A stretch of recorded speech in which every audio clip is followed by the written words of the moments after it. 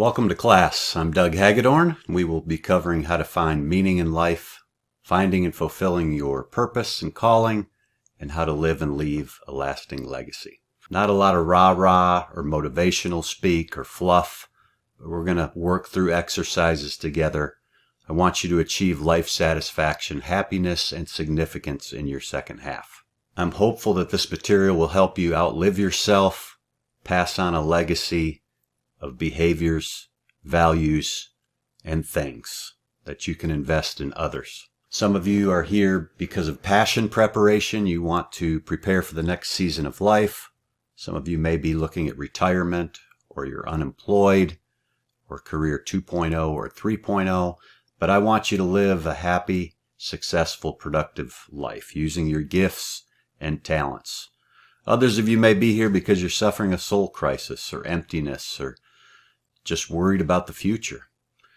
Maybe you need to regain control of your life. Well, we'll work through this together and come up with a step-by-step transformation plan. Regardless of why you're here, I want to say thank you, and I believe you'll get a lot out of this class. My goal is to help provide direction and guidance so you can have the freedom to do what you were meant to do in the next season of your life. My goal is for this class to be a 5-star word-of-mouth class that helps many, many people.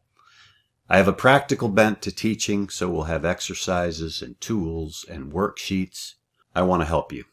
I care, and I don't want you to just figure out the why of your life. I want you to drill down to the how to live a life of significance. You will get the most out of this class by participating in the exercises. Herbert Spencer said, "The great aim of education is not knowledge, but action." So yes, I want the introspective dialogue, but also the activity and the action. I'm committed to your success. The first 25 of you that register will get a free copy of my 487-page book if you simply send me your email address. I've spent over 2 decades immersed in the topics of meaning, purpose, and legacy.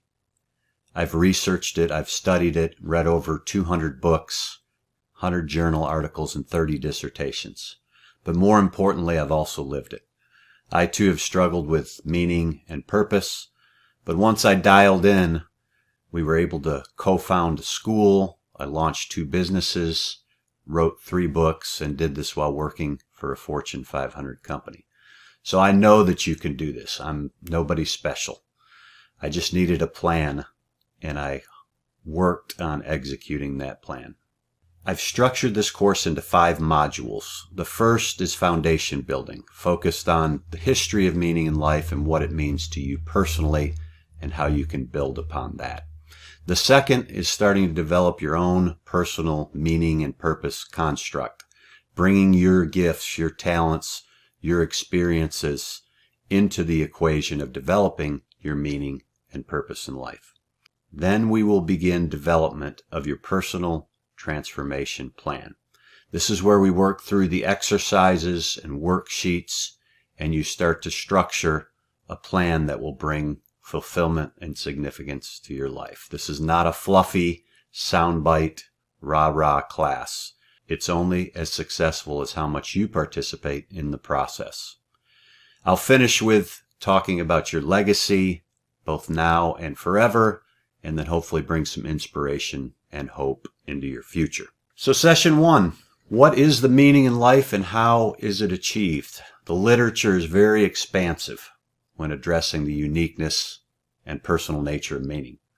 There's no universal definition of meaning of life, and it's completely unique to the individual. Gary Reeker and Paul Wong define meaning in life as a multi-dimensional construct consisting of the cognizance of order, coherence, and purpose in one's existence, the purest and attainment of worthwhile goals, and the accompanying sense of fulfillment. So this cognitive piece of it involves your belief system or your worldview. The motivational piece deals with your value system that guides your living and guides your goal setting, which we'll do later. And the affective component brings personal meaning based on feelings of satisfaction and fulfillment. Here are the key words I see from that definition. Meaning plus purpose plus values plus goals equals satisfaction and life fulfillment. So what is the meaning of life? At some point, everyone must grapple with the difficult questions. What are my goals? Why do I exist? What's my purpose? How should I live? What about the higher good? So when you grapple with these deeper questions of life, you're giving yourself an opportunity to put your daily decisions to work, including how you spend your money, your time, etc., to live a greater life. When you grapple with these questions, you'll start to find answers. Many are too busy to consider these questions. And I suppose that most of us just assume that there's meaning in life. Some don't. Martin Buber, Austrian Israel philosopher who was born in Vienna in 1878, stated the question of the meaning of life doesn't require an answer. He says it doesn't wish to be interpreted by us. For that we lack the ability. It's only to be done by us, to be demonstrated by us. Nietzsche, who was a nihilist, believed life was meaningless. He rejected God and moral principles. Yet he made an insightful comment that if we possess our why of life, we can put up with almost any how. He said, man doesn't strive after happiness, only the Englishman does that. Well, we're going to strive for purpose, but we're also going to strive for happiness. Nietzsche may not have had a meaning system, but I suspect that you probably do. So life expectancy. People are living longer, as you can see by this graphic. So they're potentially retired longer or semi-retired longer. And this provides many more meaning and purpose opportunities, but it also presents a sense of urgency and a requirement for more planning, not just your time, but financially as well. So you can see we're living almost 80 years now, where a century ago it was only 47. This chart shows your life expectation, which is actually greater than those numbers. If you're 20 years old, you can expect to live to 79 and a half. If you're 50 years old, you can expect to live to 81 and a half. And if you're 70 years old and watching this, you can expect to live to 85. So that leaves even more runway for the opportunities to bring purpose to your life. We will discuss the ancient Greek philosophers and many Western philosophers on these topics, but one of my favorite philosophers, Charlie Brown, may have said it best. Lucy says, maybe I can put it another way. Life, Charlie Brown, is like a deck chair. Like a what? Have you ever been on a cruise ship and passengers open up these canvas deck chairs so they can sit in the sun? Some people place their chairs facing the rear of the ship so they can see where they've been. Other people face their chairs forward. They want to see where they're going. On the cruise ship of life, Charlie Brown, which way is your deck chair facing? Charlie says, I've never been able to get one unfolded.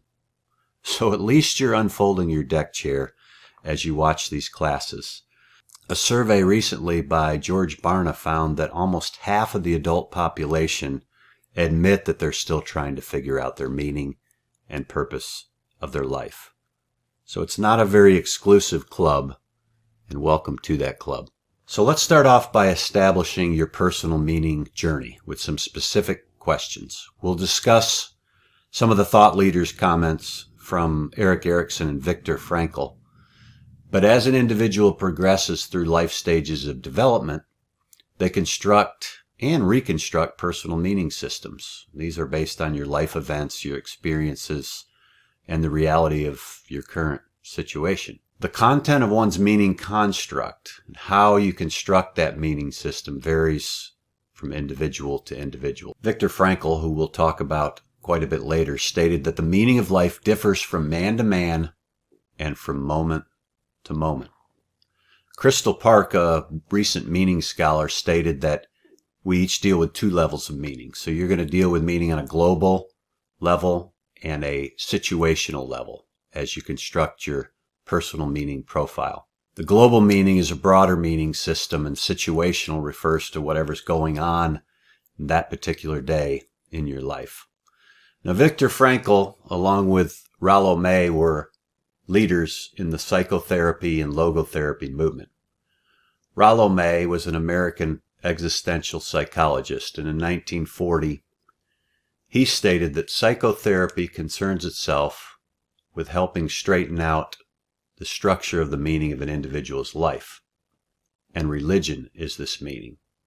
So we'll talk a little bit about that in the final section. Carl Jung, Swiss psychologist and collaborator with Sigmund Freud, termed his work analytical psychology. And you may have heard of Alfred Adler. He was an Austrian medical doctor. He called his work individual psychology. But other than Charlie Brown, Viktor Frankl and Erik Erikson are my favorite life theorists who brought practicality to the psychotherapy movement. After Frankl returned from his extended stay in 4 different concentration camps, he founded the Third Viennese School of Psychotherapy. And this school focused on the meaning of human existence and man's search for meaning, a book that you'll see in the homework, very quick read for next time. The mission of logotherapy is to help the patient find meaning in his or her life. So he coined this process of self-discovery, the self-transcendence of human existence. Now, logotherapy itself doesn't necessarily give solutions or answers, but it rather provides a stimulus, a shot in the arm for the search for meaning. It focuses on an internal soul searching to find hope and meaning and to observe or attend your soul. So my hope is you truly do some introspection here. Now, Frankl's movement started in Auschwitz, and it reinforced his observations about a will to meaning.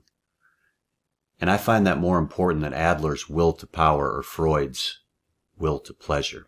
So how can you discover meaning in life according to Frankl's logotherapy? Obviously, there's many ways which we'll talk about.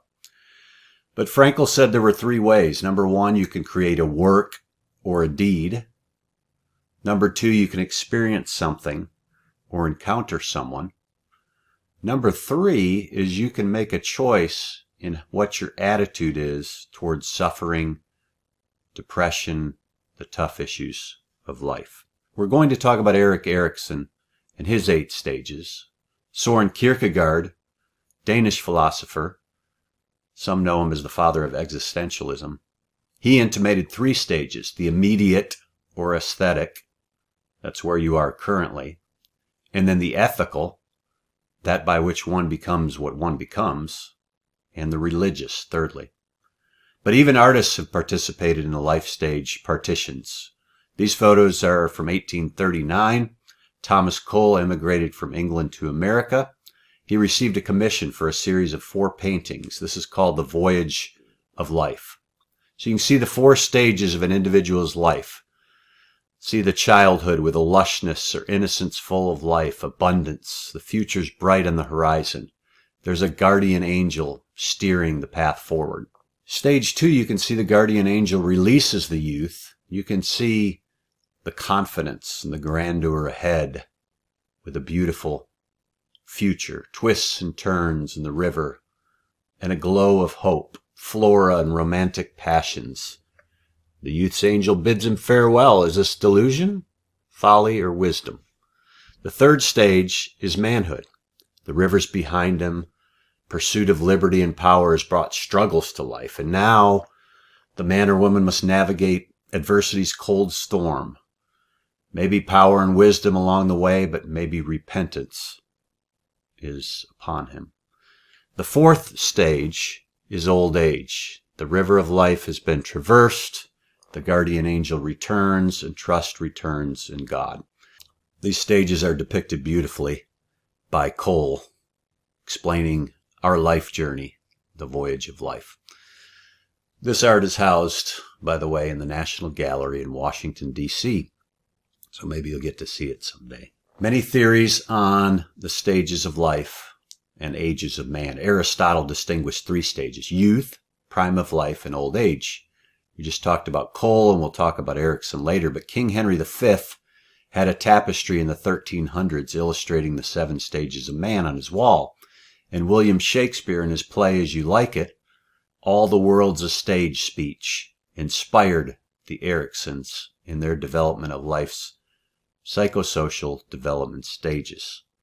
You might recall it. All the world's a stage, and all the men and women merely players. They have their exits and their entrances, and one man in his time plays many parts, his acts being 7 stages. Erik Erikson's inspiration led to his definition of the 8 ages of man. This approach was similar to Freud's 5 stages of psychosexual development. Modern psychologists after Erikson can't leave the stages alone. George Valent suggested an additional stage called Keepers of the Meaning.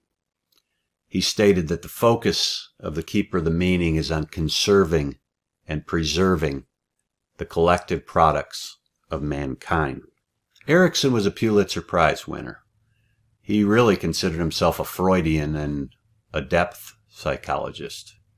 He followed in the footsteps of Carl Jung and Alfred Adler, but he didn't have near the academic background that those men had. Erikson advocated 8 psychosocial stages of development. You can see them here: infancy, early childhood, play age, school age, adolescence, young adulthood, adulthood, and old age. We're going to talk about stage 7 later, this crisis of generativity, as occurring when a man looks at what he's generated, or helped to generate, and finds it good, or finds it wanting. Erikson's 8 stages make up an individual's life division. Some call this a life cycle, others call it a lifespan or life course. We'll talk a little bit about stage 5 as well, identity, and how your personality impacts meaning in life and purpose in life. Living a purposeful, meaningful life may be the ultimate path to happiness. But being happy and living a meaningful life are not necessarily one and the same. Social psychologist Roy Baumeister stated that although there's some overlap, a meaningful life seems necessary but not sufficient for happiness. It's possible for life to be meaningful but not happy. Few people manage to be happy if their lives are empty and pointless. Now, Freud had a different take on the question of meaning, and he said it was an expression of soul sickness. He said the moment we ask about the meaning and value of life, we're sick. Well, my guess is you look at it a little differently.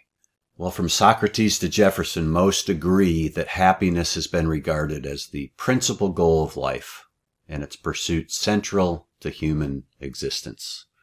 Socrates, Plato, and Aristotle all agreed that the highest good for human beings is happiness. Only a life in which one cultivates the traditional virtues, and they referred to justice, temperance, courage, and practical wisdom, only those virtues will provide a happy life.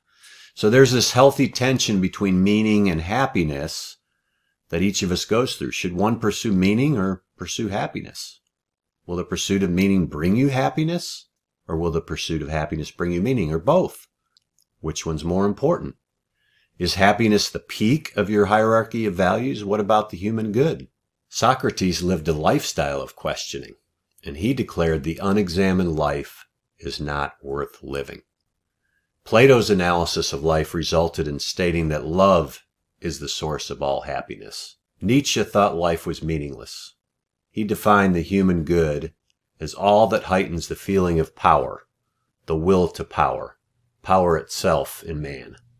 What is happiness, he said? The feeling that power increases, that a resistance is overcome. Nietzsche was always the outlier, but he had a formula for happiness. He believed that it was a yes, a no, a straight line, a goal. Fabry said it best about the potential tension between pleasure and meaning. He said, life doesn't owe us pleasure. It does offer us meaning. In discussion about existential meaning, philosophers and psychologists have traditionally discussed the good life from 2 perspectives: the hedonistic approach and the eudaimonic approach. Hedonism focuses on pleasure, pain avoidance. Freud talked about that a lot. Eudaimonia focuses on self-realization and meaning. and Aristotle made that doctrine relatively popular. He believed that happiness was dependent on finding meaning in life. Eudaimonia was being true to one's inner self and identifying and expressing one's virtues. So is happiness relative? I believe yes. In a recent study, 3 groups of people were interviewed. 22 major lottery winners, 22 non